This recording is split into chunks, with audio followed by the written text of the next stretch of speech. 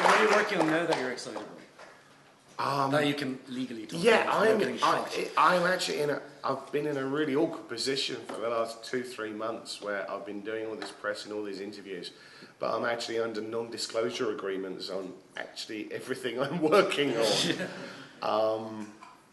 To the point where I just actually can't talk about any of it without the wrath of God coming down, and more importantly, losing the jobs and quite a lot of money.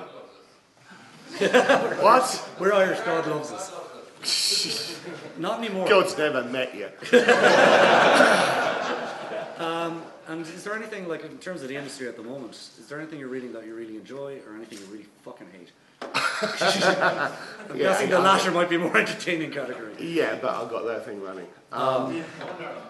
Yeah, if you'd switch that off, this would have been a lot more interesting. No, leave it. Switch it off, you're going to do a sexy dance or something. Have money. Well, if you've got money. Oh, yeah. I can give you €4.80 for a sexy dance. Oh, what am I reading right now? I've got to read the new issue of Casanova. Oh, John Casanova. Casanova, no, Matt Fraction and Fabio Moon and Gabriel the cat cover, isn't it? No. I'm making all this up. You're making all this up. Yeah. It's my prerogative. I only saw you have the one drink before we left. I mean, my God, man. That was before I met you.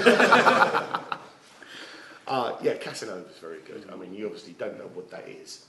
It's a word. Are there any questions from the audience? Because he's just fallen to pieces now. Hi, how you doing, man? My name's Mike. I'm from Washington, D.C. and a huge X-Men fan ever since I was a little kid. And I first picked up a comic book, and I loved your work on Astonishing.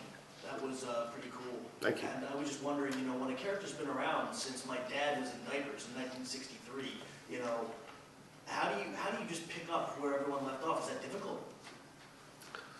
Is it, or and I imagine you must not have that much freedom, like, trying to make are you able to make a character your own that's been around for so long? Or? It's a really fucking boring answer. It's you just read a shitload of this stuff, and then you draw the best fitting line through all the interpretations.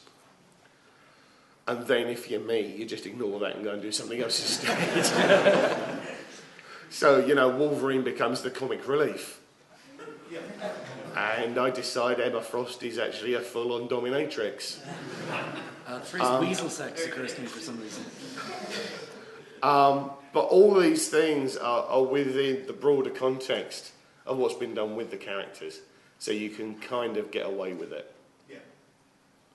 But yeah, it's really just a case of... Well, I was just always wondering, because, I'd imagine, you wouldn't have all that much creative freedom. For me, that'd be difficult because I'd want to do something crazy with the character, but you get fans for the past decades that editors and stuff who wouldn't let you. So. You got to remember, most superhero fans are not coming to a superhero comic for something new. That's true. This stuff is comfort food to a large extent. Like taco fries after you're drunk. I'll take your word for it and remind myself I never want to go to Washington, D.C. This is a man who I've seen dress up twice in Ireland as Captain America, just to brave man. Contextualise this so much. He is. I had to use my shield a lot. Your 2-foot plastic shield. Guy behind him. Just curious, considering you mentioned when you were working with DC years and years ago, Marvel one was very good.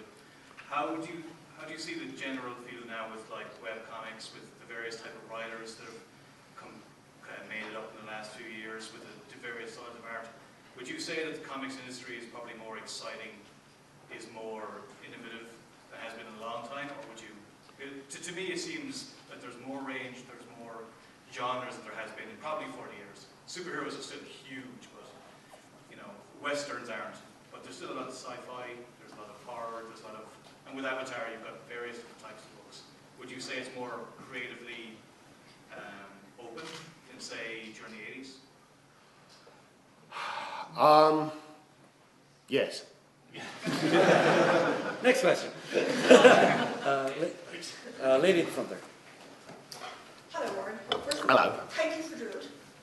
One of my favourite comics, and one of the things that really got me into reading, even though it's very, very short-lived. Yes. Given that you're known as Internet Jesus, and given how big the Internet exploded from when you were first on it, and how you used the comicsoc information, with so much noise to signal, are you worried you'll get to a stage where the Internet won't be as useful to you at all? It's probably already got to that stage, to be honest, which is fine. I'm not gripped by any particular need to be the centre of things at all times. That period with the forum and all that, that was great fun at the time, but yeah, times change. Time for someone else to try that. Yeah, I mean, the internet has gotten bigger, but it's very specifically gotten wider. I mean, message boards are dead now. And what started the death of message boards was blogs. And now blogs are fragmented off into Facebook and Twitter. And there's probably another balkanisation beyond that that we haven't seen yet. And that's just the nature of the beast. And each time there's a new iteration, there's obviously less centralisation, so nobody is going to be the centre of anything. And that's fine. Actually, Drood is your favourite thing. That came from Dr. Drood, which was originally Dr. Droom. Yes. Did you come across that in your... Oh, yeah. Has anyone seen this? I'm sure it was on CBR recently. This old Dr. Droom thing by Stan Lee, Jack Kirby, and It was actually the first Marvel superhero. It predates all of them. And it's the most racist thing I've ever And read. it's appalling fucking thing, yeah. There's a scene where the guy, the doctor who gets to this guy, his superpowers make him, I'm becoming Asiatic.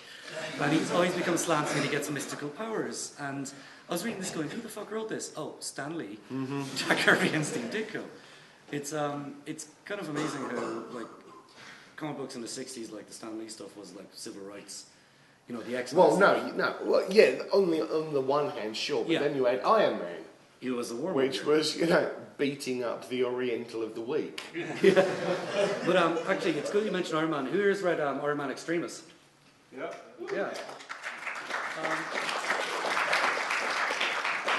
It's one of my favourite things you've done because Iron Man was, for some reason, I had a perverse attraction to him. It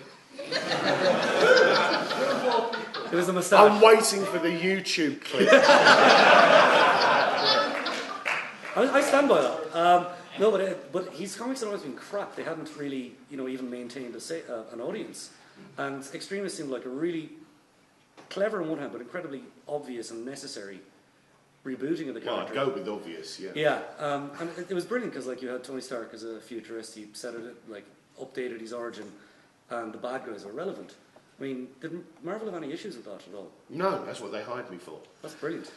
The work at Marvel, I'm on contract at Marvel to do work for hire. And as a contractor, I'm basically hired to take their creative library and get it making money for them again. That's essentially my job. So they were happy to try that with Iron Man because it wasn't making any money the way it was. This is pre-film. So, yeah, they were totally up with just trying something. But that went on to quite have an impact on the film because Adi Granov ended up, or Haley, ended up doing a lot of the Well, concept he was the visual consultant on the film, based on what he did on Extremis, yeah. And there's a lot of the posters were directly from... Oh, yeah. Yeah, it was... I don't think people... Bastard's never called me. Exactly, I was just saying, I don't think he got enough credit for the Iron Man film, that a lot of it was based on the visual stylings from... I don't know whether that's Adi or you, but Iron Man seemed to me be... Adi deserved the work. Yeah, it's fantastic stuff.